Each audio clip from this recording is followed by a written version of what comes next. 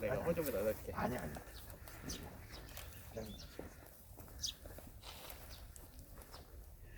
코로나 때문에 영 제대로 뜻대로 진행이 안 되네요. 근데 그럼에도 불구하고 이렇게 참여해 주시는 우리 동지 여러분 정말 반갑고 고맙습니다. 4월 혁명은 여러분도 잘 아시다시피 우리 민족 5천년 역사상 처음으로 맨주먹의 민중이 불우한 독재 정권을 타도한 최초 성공한 민주혁명입니다. 성공한 혁명이란데 여러분들 주의해 주시기 바랍니다. 그 뒤에도 동학농민혁명, 그 전에도 동학농민혁명도 있었고 여러 가지 많이 있었지만은 한 번도 성공하지 못했습니다. 최초로 우리가 성공한 혁명이었고 그 당시 한국 상황을 취재했던 외국 기자들이 대한민국에서 민주주의를 기대한다는 것은 쓰레기통에서 장미꽃을 기대하는 거 똑같다. 이렇게 영국 기자가 기사로 쓰고 그런 상황이었는데 불구하고 그런 상황에서 우리 자랑스러운 4.19 혁명이 일어났다는 것은 우리 민족으로 볼 때는 큰 축복입니다. 세계가 깜짝 놀랐고 다시 보게 됐어요. 우리 한민족이 저력을. 그래서 아까 이제 저에 대한 소개는 간단히 좀 된 것 같습니다. 그런데 제가 속해서 일하고 있는 4월 혁명회에 대해서 잠깐 설명을 드리겠습니다. 4월 혁명회는 그 당시 4.19 주역들의 모임입니다. 지금 현재 4.19 단체들이 몇 개가 있죠. 서대문 로타리에 4월 혁명 회관이 있는데 거기 옛날 말썽마트 이기웅 부통령 집이었습니다. 그거를 이제 4.19 회관을 만들어 가지고 그 안에 4.19 단체들이 몇 개가 들어가 있습니다. 근데 이건 공법단체라고 해서 보훈처에서 보조를 받고 운영하는 그런 단체입니다. 그러니까 예를 들면 4.19 행사할 때 그분들은 11시부터는 여기 이 앞에서 정부 주도로 관변 행사를 벌입니다. 그러면 그 단체 사람들은 거기 나가서 박근혜가 오면 박근혜를 영접하고 그랬는데 우리 4.5 혁명회는 그 사람들 행사 끝난 1시간 뒤에 12시에 민족민주단체, 민주노총까지, 전농까지 포함해서 민족민주단체 합동 참배식을 여기서 또 가졌습니다. 따로 가졌죠. 그마치 같은 4.19를 표방한 단체지만 결이 다릅니다. 우리는 우리 회원들, 좀 노인들이지만 회비내서 운영하는 단체고 그쪽은 이제 보훈처에서 보조받아서 운영하는 관변단체란 거 아시고, 왜냐하면 4.19 단체라고 다 똑같은 거 아닙니다. 그래서 저희들이 이번에 4.5 혁명 60주년을 맞아서 좀 대대적으로 행사를 하려고 기획을 했었어요.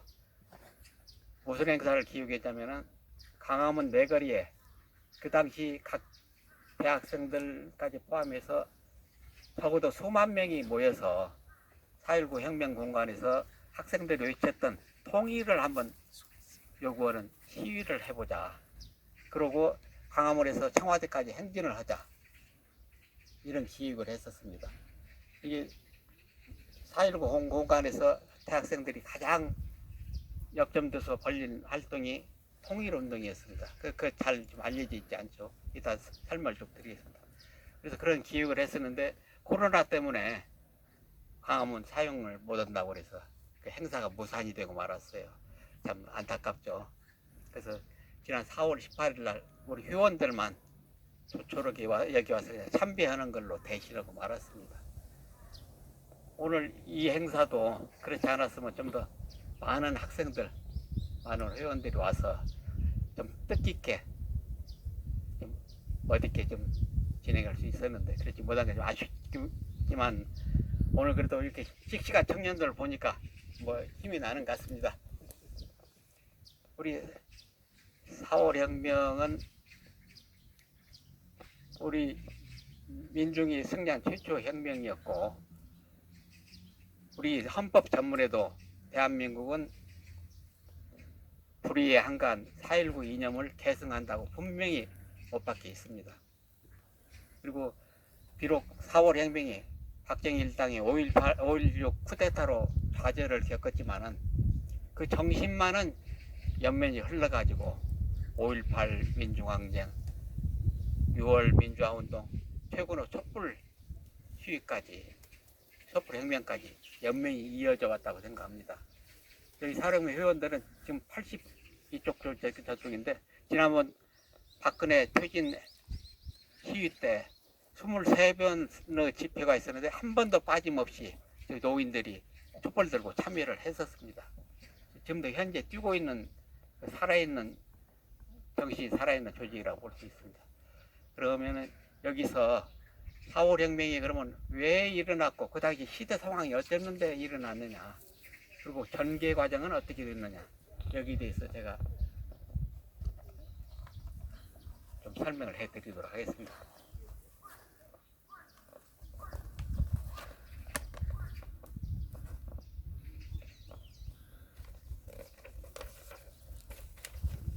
사월 혁명은 놀랍게도 6.25 전쟁이 끝난 지 만 7년도 안 돼서 일어났습니다.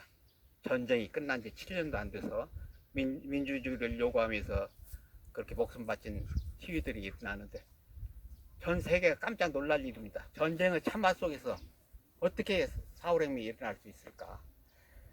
그 당시 참 생활들이 어려웠습니다. 저희 때 보면은 도시락 싸오는 학생들이 많이 없었어요. 그러면 도시락을 싸오는 학생들이 그 도시락 뚜껑에다 밥을 서로 덜어가지고 나눠 먹고 이런 기억이 납니다. 그마치 생활이 어려웠는데 이 이승만 정권이 부정부패가 아주 극심했습니다. 이 기업이나 이런 좀 하려고 하면 정치 자금을 바치지 않고는 할 수가 없었어요. 이 기업과 권력에 유착돼서 부정부패를 엄청 저질렀습니다. 여기에 대한 불만들이 굉장히 고조되어 있을 거예요. 심지어 그 생활고를 비관해서 일가족 자살 사건들이 속출하고 있었습니다. 전량농가라는 말이 신문 기사가 오래되었는데 농촌에 쌀이 떨어져가지고 전량, 양식이 떨어졌다니 그런 농가들이 속출한다. 이게 신문 기사로 막 나오고 그랬었습니다.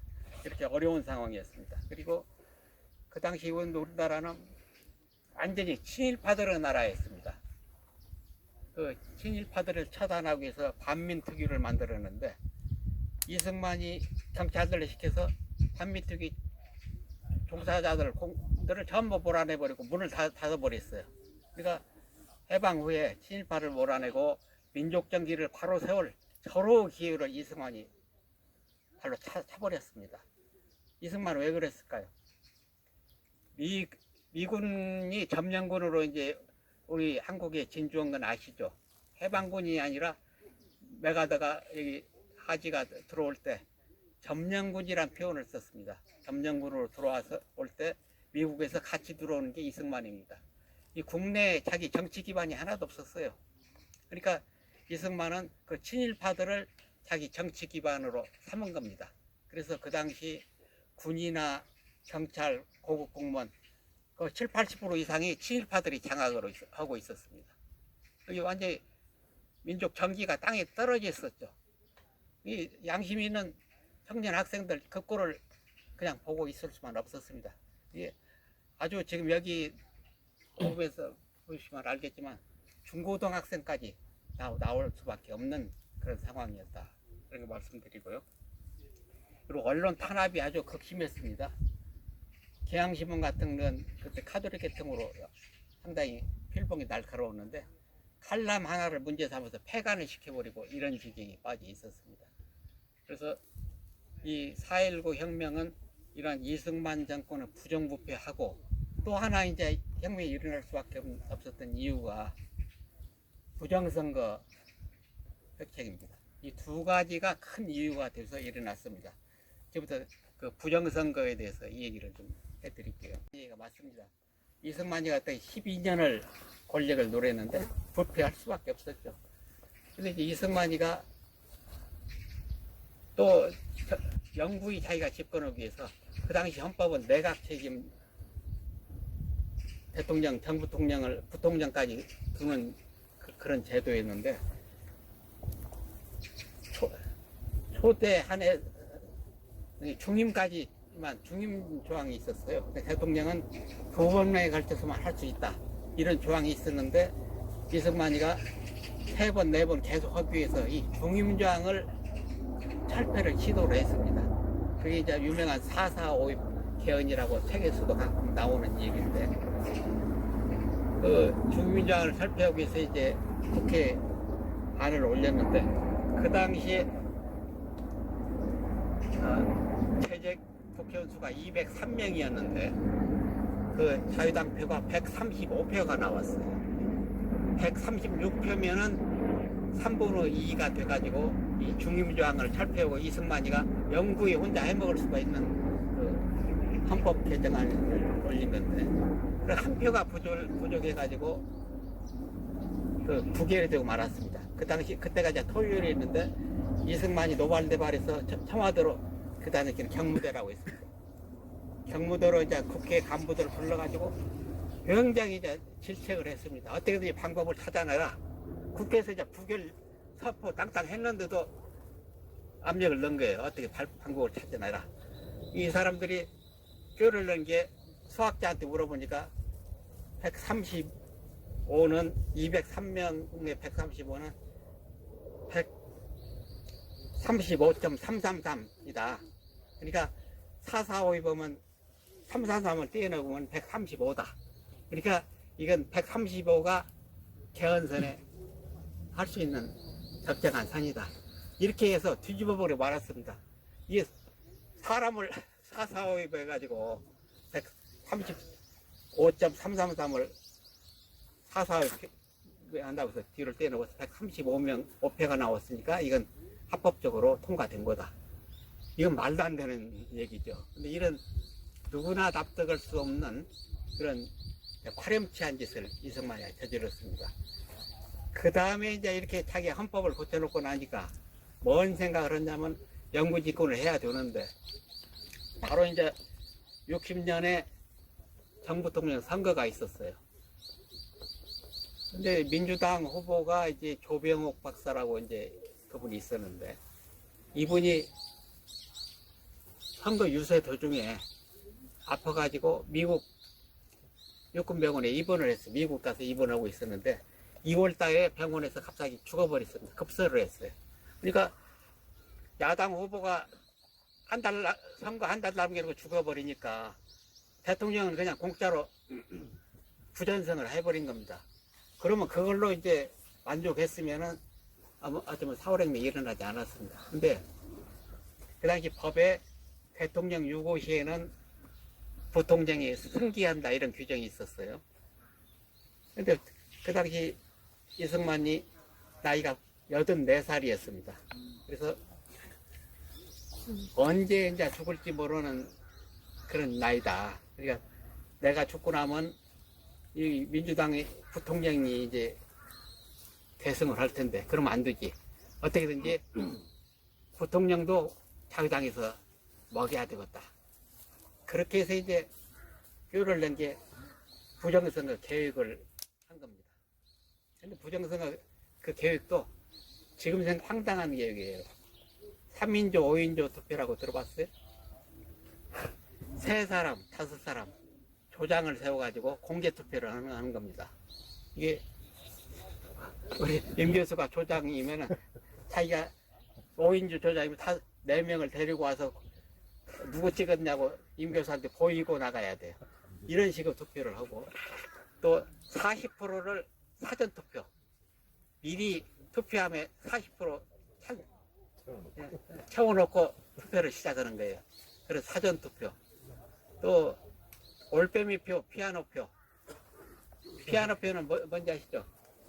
그 표에 전부 민주를 붙여버린 거예요. 손가락으로 피아노 치듯이. 그러면 무효가 되는 거죠. 그 다음에 올빼미표는 뭐냐면은 개표할 때 정전을 시켜버려요. 깜깜한데 이제 개표로 이제 자기들 마음대로 이제 표를 갖다 바꿔치기 하고 막 온갖 짓 다 이런 걸 이제 개혁에서 밀고 나갔습니다. 근데 공교롭게도 이제 지방에서부터 이제 8.15 데모가 시작이 됐는데요. 2월 28일 날 장면 그 민주 야당 후보가 대구에 일요일인데 유세가 잡혀 있었어요. 유세 일정이. 그러니까 자유당 조건에서는 야당 후보 유세에 많은 인파가 몰릴 것을 두려워해가지고 고등학생들을 갑자기 등교 지시를 내렸습니다. 그러니까 뭐 토끼 사냥한다고 등교 지시 내고 갑자기 시험 치른다고 임시 시험 치른다고 등교 지시 내고 해서 대구에 있는 경북고등학교를 비롯해서 각 고등학교생들이 분기탱천했어요. 이거 갑자기 고등학생들 보고 일요일날 나오라고 하니까 이 사람들 고등학생이지만 비록 그 이유를 뻔히 알잖아요. 이 사람들이 야당 후보 당면 후보 내려오는 걸 못 보게 하기 위해서 이렇게 등교지시를 했구나. 그래서 학원을 정치에 이용하지 말라. 프로카드 들고 학생들이 그 당시 처음에 1200명이 시위를 시작을 했습니다. 그게 이제 유명한 228 대구 고도 고위성 시위 사건입니다. 그 뒤에 그러고 나니까 이게 이제 여파가 전국 고등학교로 퍼져가지고 고등학생들이 각 고등학교에서 들고 일어나기 시작했습니다. 그러면서 서울에 있는 대학생들이 들고 일어나지 않으니까 선배들이 다 썩었다. 우리라도 민주주의를 지키자. 그리고 고등학생들이 나오기 시작한 거예요. 대개 지금 알려지기는 4.19는 대학생들이 주도했고 대학생들이 시작했다 이렇게 알고 있는데 알고 보면은 고등학생들이 또 서울에서가 아니고 지방에서부터 시작한 거다. 이것도 이제 여러분들이 알아두시면 좋겠습니다. 그 다음에 이제 3월 15일이 대통령 선거날입니다. 대통령 선거날인데 결정적으로 마산에서 이제 시위가 터지게 됩니다. 마산에 이제 마산 식당 민주당원들이 그 투표함을 3월 15일 날 보니까 40%가 미리 투표가 되어 있는 걸 확인을 했어요. 그래가지고 마산 식당에서 이번 선거 대통령 선거 무효다 선언을 하고 시위에 나섰습니다. 그 뒤에 이제 청년 학생들이 따라 나갔습니다. 그래서 이제 유명한 3.15 마산 시위가 시작이 됐어요.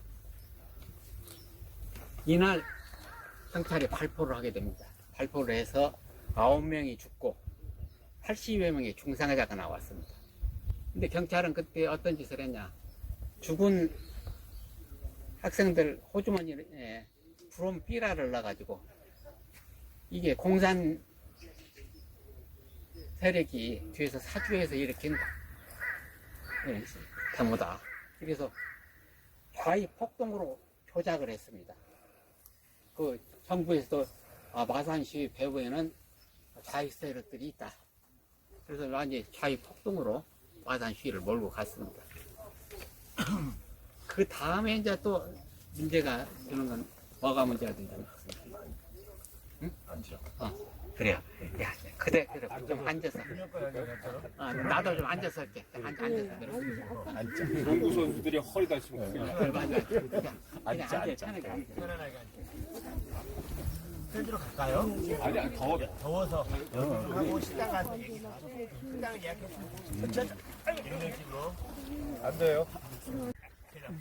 근데 이제 농구 선수들이 가서 서 있을 수 있는 사람 서 있어도 돼요? 네.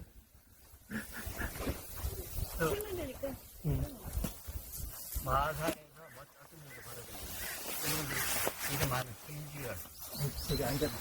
김주열 학생이 남원에서 이제 중학교를 마치고 마산에 있는 현직에 와서 마산 상고에 그때 갓 입학을 했던 학생입니다. 입학을 하고 아직 입학식도 하지 오던 학생인데 마산 시위대에 이제 그때 이 김주열 학생이 열심히 따라다녔어요.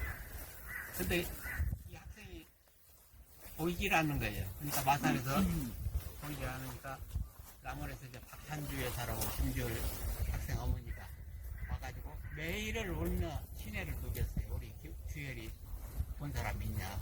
주열이 살려내라. 이거 마산 사람들이 김주혜를 모르는 사람이 없어요. 그냥. 그 좁은 바닥에 그 어머니가 울고 걸어다니니까. 근데 3.15 이후에 이제 며칠 지난 뒤에 4월 11일 날 마산 앞바다에 김주혜 시체가 떠올랐습니다. 그 수류탄이 얼굴을 박힌 참혹한 시체 상태로 마산 앞바다에 인양이 된 거예요. 그러니까 나중에 알고 보니까 경찰이 수류탄을 쏴서 수류탄이 얼굴에 박혀 죽으니까 경찰이 거기 김주혜 학생 몸에 돌을 매달아 가지고 바다에 수장을 시켜버린 거예요. 그러니까 나타나질 않았던 거라. 근데 이제 그 물살에 그 돌멩이가 빠져나가니까 이 김주혜 시체가 떠올랐던 겁니다. 이걸 보니 이제 마산 시민들이 분격한 거예요.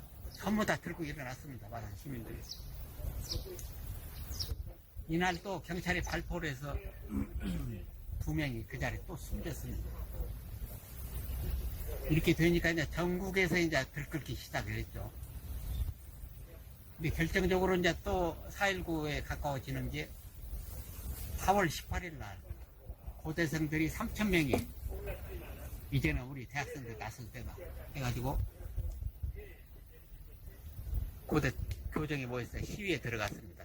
안암동 로타리까지 진출했는데 경찰 저지선에 막히니까 한 1,000여 명이 그걸 뚫고 광화문 내거리로 진출합니다. 그 당시 국회의사당이 지금 서울시 의회 자리가 국회의사당이 있었는데 그 앞에서 연좌농성을 하게 됩니다. 그 연좌농성을 하다가 이제 유진호 총장 또 자기들 선배인 이철승 국회의원 이런 분들이 이제 설득을 해가지고 학교로 이제 걸어서 돌아가는 길인데 청계천 사가를 지나니까 그 당시 이제 당당정부는 깡패를 육성을 해가지고 당공청년단이라는 이름하에 깡패 조직을 육성을 했어요. 그래서 막 공포 분위기를 조성을 하고 있는 판인데 깡패들 100여 명이 몽둥이를 들고 청계천 사가에 대기하고 있다가 무조건 막 고대생들을 후드러 패기 시작했습니다.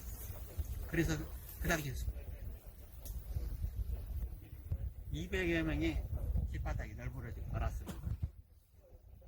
근데 신문을 통해서 이제 이 소식을 접한 전국의 이제 국민들이 분격했습니다. 지금하고 다른 게 그 당시 신문은 살아 있었습니다. 제가 이제 동아일보 출신인데 그 당시 제일 야당이라고 국민들을 이제 선호했던 신문이 동아일보입니다. 이 신문사 차가 시각이 나타나면은 국민들이 박수를 치고 길을 비켜주고 그랬습니다. 지금 같으면 조중동 차 나타나면 되게 기레기라고 욕하고 이제 돌멩이 던지고 그랬죠. 그 당시에는 언론이 살아있었어요. 그리고 이 4월 18일 고대생이 다친 그 사진들 또 어떻게 습격을 받았고 어떻게 저항을 했고 이게 막 1면에서 3면까지 언론에 다 보도가 됐었습니다. 이렇게 언론이 살아있지 않고서는 전 국민이 이렇게 나오기 힘들죠. 왜냐면 지금은 SNS 카톡도 없고 뭐 컴퓨터도 없고 아무것도 없었으니까 신문 아니면 말을 통해서 전달하는 그런 시대였으니까. 근데 그 당시 신문이 살아있었습니다. 그리고 그 김주열 사진도 김주열이 바다에서 떠올랐던 사진도 그 당시 신문에서 크게 보도를 했었어요. 그러니까 그 참혹한 사진을 보고 국민들이 분격했던 겁니다. 그만큼 언론이 중요하다는 것을 차제에 제가 말씀드리고 넘어갈게요. 그래서 이제 그 다음 18일 다음 날 이제 19일인데 각 대학생들이 전부 다가 정부대로 집계를 하는 걸로 사발통문이 돼가지고 각 대학마다 전부 경무대로 뛰어나오기 시작했습니다. 경희대는 경희대도로, 중앙대는 또 한강다리 건너, 또 서울농대는 저쪽 수원에서부터 뛰쳐나오고 경무대 목표로 집계를 했는데 오후 1시 40분쯤 청와대 앞에 경무대 앞에 경찰 최후 저지선인 효자동 로타리에 이르렀을 때, 한 10m쯤 이제 경찰 시위대 오고 경찰 오고 맞부다. 그때 이제 경찰 총호가 불을 뿜기 시작했습니다. 그래서 그 당시 서울에서만 104명이 효자동 로타리, 서울 시내 곳곳에서 내목 앞에서 쓰러져 죽고, 이렇게 수일에서 죽고 해서 104명이 총에 쓰러져 죽었습니다. 그리고 서울에서 104명이고, 부산에서 13명, 광주 6명, 이렇게 포함해서 그 당시 4.19 전후의 희생자가 185명이나 됐습니다.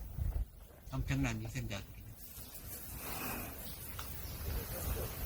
이렇게 되니까 이제 이걸 막기 위해서 계엄령을 내립니다. 자유당 정권이 계엄령을 내린데, 다행스러운 건 계엄군인들이 이승만 편을 안 들었어요. 총을 쏘지 않았습니다. 계엄군 탱크 위에 학생들이 올라타고 우리는 한편이다 하고 박수를 치고, 그런 정도로 계엄군이 중집을 다행히 지켜줬습니다. 그렇지 않았으면 엄청난 유혈 사태가 벌어졌죠. 경찰 총에만 185명이 죽었는데, 그러니까 계엄군이 나서지 않았다는 게 상당히 큰, 지금 생각해보면 다행스러운 일이었고요. 그래서 이승만 여권이 이제 이런 사태를 수습하기 위해서 자유당 총재직을 이승만이 사퇴 성명을 냅니다. 그리고 이제 이기붕은 정계 은퇴 선언을 하고, 그리고 요 정도로 해서 이제 사태를 수습하려고 시도를 했죠. 시도를 했는데 또 결정타가 나옵니다. 대학 교수님들이 그동안 자기가 가르치던 제자들의 피를 보고 너무 가슴이 아프고 부끄러웠던 거예요. 이 불쌍한 우리 제자들만 죽었구나. 우리가 나서야 될 때다. 아주 대학 교수단 285명이 4월 25일 날 서울대병원 있는 서울의대 자리 삼춘원에 모여서 데모를 시작합니다. 플래카드에 뭐라고 했느냐. 학생의 피해 보답하라. 그럼 교수님들이 플래카드 데모를 시작했어요. 이승만 하야하라. 이렇게 되니까 이승만이 더 이상 물러날 데가 없는 거예요. 더군다나 이제 지금도 그렇지만 우리나라는 미국의 조종하에 미국 품안에 있는 나라인데, 미국도 더 이상 이승만을 내세워가지고 한국을 통치하기는 어렵겠구나, 이런 걸 느꼈습니다, 미국이. 그래서 아마 제 생각에는 군도 중립을 지켰던 것이 미국 영향이 있지 않았나, 이런 생각이 듭니다.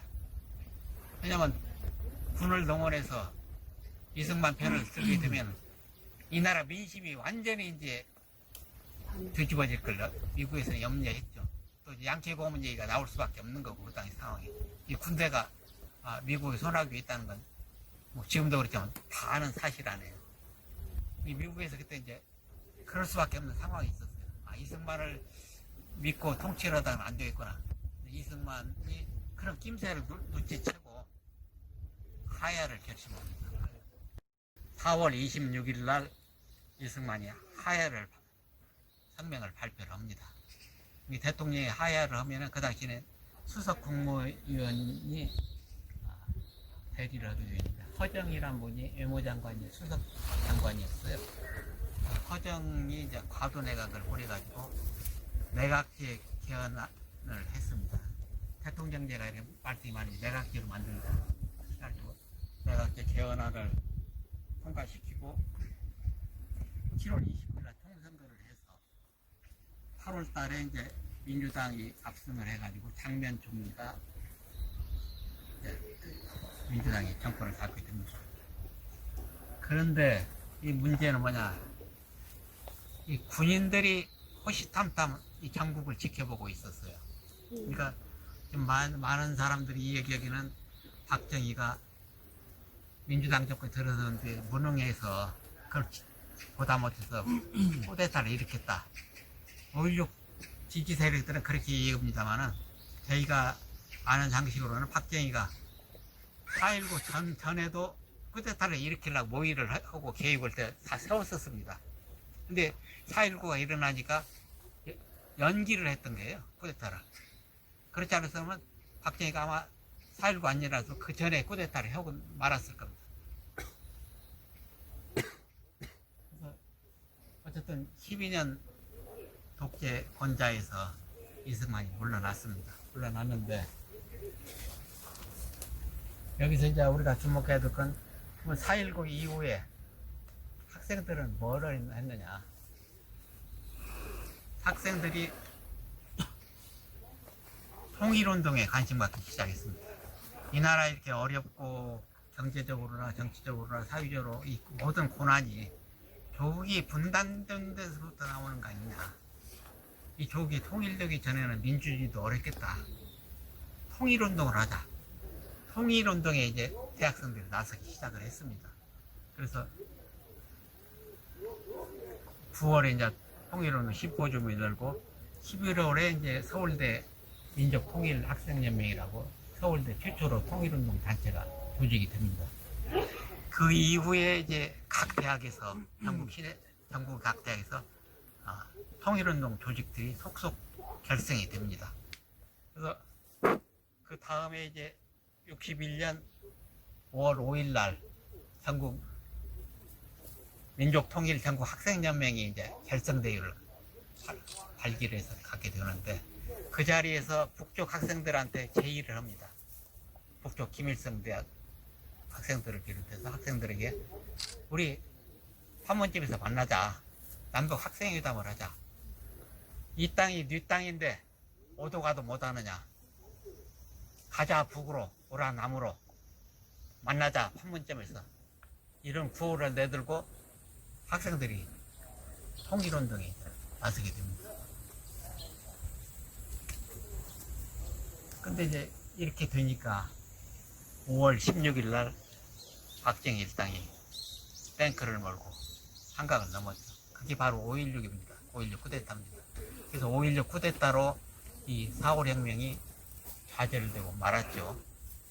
이제 좌절 비록 말았지만은 그 정신만은 연면이 흘러서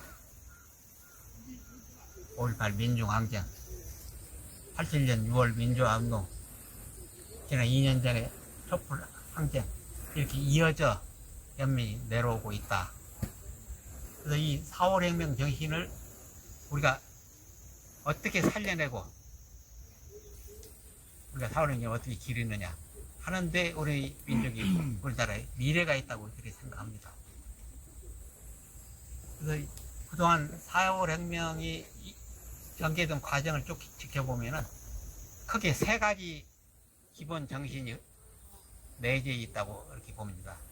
그러니까 불의의 한간 반독재 민주정신, 불의의 한간 반독재 민주정신, 어떠한 독재도 용납하지 않는 그 민주정신이 4.19 이후에 우리 청년 학생들의 가슴속에 살아있다 이렇게 보는 거고, 그 다음에 민족의 자주적 통일을 지향하는 반외세 민족 자주정신이 4.5 혁명 정신이다.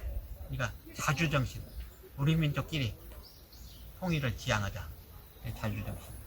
그리고 민족의 분단을 반대하는 반분단 통일. 그러니까 자주, 민주, 통일. 이 정신이 4.5 혁명의 진수다. 이 자주민주 통일을 염원하고 통일을 이 땅에 실현하는 것만이 우리가 4.19를 그 정신을 살리고 4.5 혁명의 영령들한테 부끄럽게 살지 않는 그런 길이라는 것을 저는 이 자리에서 말씀드리고 싶습니다. 그래서 이 4.19 혁명, 4.5 혁명 투쟁은 지금도 끝나지 않았다고 저는 봅니다. 많은 분들이 그렇게 생각합니다. 그 친일파 후에 쿠데타 세력의 후예들이 지금도 사회 곳곳에 자리 잡고 있습니다. 여러분들 태극기 부대 아시죠? 또 재벌, 언론, 사법부, 검찰, 이 반통일 세력, 반민중 세력들이 지금도 곳곳에 포진하고 있습니다. 이 세력들을 완전히 제압하고 양심 세력들, 다주민주주의 통일을 지향하는 세력들이 정권을 잡아서 다주민주주의 통일이 이 땅에 이룩되는 그날만이 우리가 4.5혁명을 완수하는 그날이다. 지금은 현재 미화하는 혁명이고 계속되는 혁명이다. 이렇게 생각합니다. 여러분들 제 얘기에 공감이 가십니까? 네. 그래서 우리가 이 묘소에 와서 각자 다짐을 했겠습니다만 4.15 영령들에게 보답하기 위해서도 4.15의 정신을 잊지 말고 미화하는 혁명을 완수를 위해서 우리 열심히 투쟁해야 되겠습니다. 그러기 위해서는 우선 뭐부터 해야 되죠?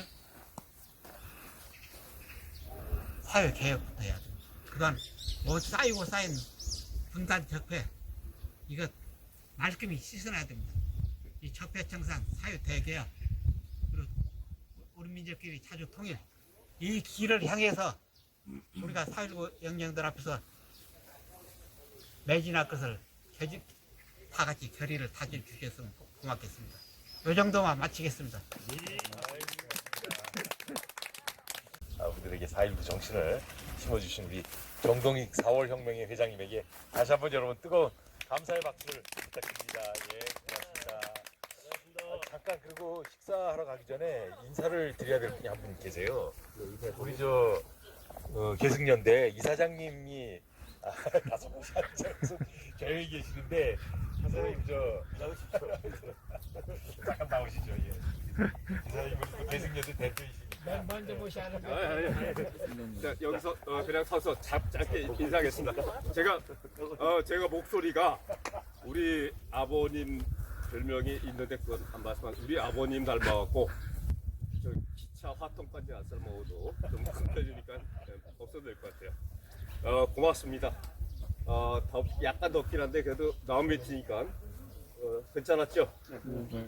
그리고 진짜 홀에 담배 먹던 시절 얘기 같은데 와서 보니까 어때요? 신기하고 그런데 가슴 찡하지 않아요? 한 명도 아니고 거의 200명 가까이 그 200명 가까이 180몇 명이라고 했잖아요. 그분들이 심지어 국민학생도 있어요. 초등학교 수성초등학교 6학년인가 초등학생까지 총 쏴 죽일 정도였으면 그것도 2월 28일서부터 4월 19일까지 도대체 한 2달도 안 되는 기간 동안 200명을 총으로 쏴서 죽였다. 지금 생각하면 어떤가요? 끔찍한 일이죠. 딱 한 가지만 말씀드릴게요. 그때 내무부 장관으로 발포 명령을 내렸던 사람이 이름 뭔지 아세요? 홍진기예요.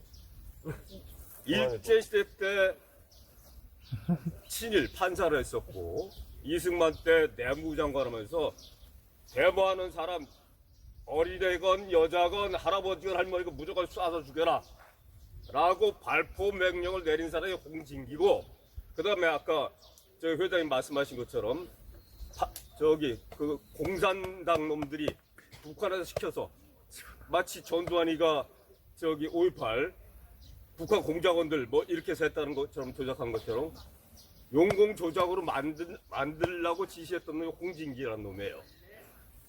86년인가 죽었는데 그 사람 딸이 누군지 아세요? 홍나희 이재용이 엄마입니다. 이재용이요. 삼성 이재용이 엄마예요. 홍진기 그렇게 200여 명을 죽인 홍진기하고 삼성 이병철 삼성상해 만들었던 놈 지금 삼성 이병철하고 사돈이에요. 홍진기가 이재용의 외할아버지 3대에 걸쳐서 북에서는 3대에 걸쳐서 세습을 한다고 그러는데 그건 왜 이렇게 비판하면서 삼성 끔찍한 일 아니에요? 이재용이가 그렇게 끔찍한 외할아버지 닮아갖고 이건희가 그렇게 끔찍한 범죄를 저질렀고 거기서 이재용이도 박근혜한테 뇌물 주고 우리들 국민연금 소홀히 끼치고 이런데 또 이번에 또 구속영장 기각이 됐단 말이에요. 여기서 다짐하셔야 될 것은 한 가지 더. 사회계약 그냥 이런 것은 뭐냐면 그냥 끊임없이 관심 갖고 저도 데모 열심히 해주시기 바랍니다. 아까 그 유서 읽었잖아요. 중학교 2학년 14살, 15살 그 여학생이 어머니 마음이 급해요. 난 빨리 데모하러 나가야겠어요.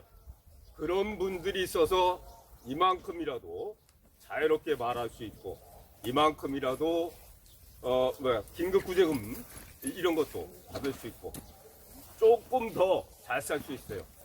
조금 더 잘 살려면은 자유롭게 말하고 내 권리 찾고 그 다음에 잘 먹고 잘 살려면 죽기 살기로 대모하는 수밖에 없을 겁니다. 자, 이동구 우리 이사장님은 인권 변호사님이죠. 자, 그럼 이제 식당으로다가